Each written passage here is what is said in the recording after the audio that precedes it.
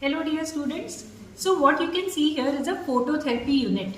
So what is this phototherapy unit used for? It is used for the treatment of neonatal jaundice, that is predominantly unconjugated hyperbilirubinemia.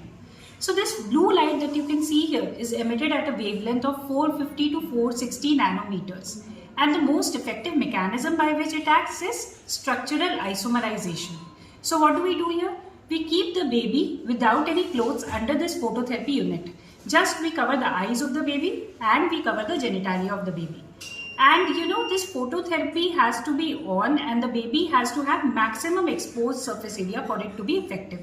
The usual recommended distance between the baby and the phototherapy unit is 30 to 45 centimeters. And more the exposed surface area of the baby, more effective is the phototherapy. More closer the phototherapy unit to the baby, more effective is the phototherapy.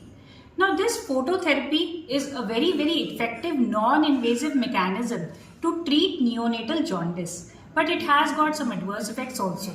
Like it can cause bronze baby syndrome. The color of the skin of the baby temporarily darkens after receiving phototherapy.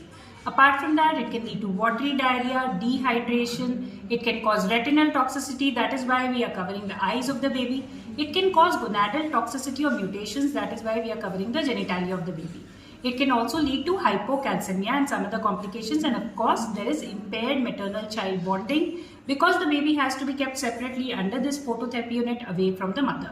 But nevertheless, it is a very effective mechanism to treat neonatal jaundice. And but in severe cases, phototherapy just alone might not be effective. We might have to resort to exchange transfusion, and in conditions like erythroblastosis fetalis, Rh isoimmunization, even drugs like IVIG may be required.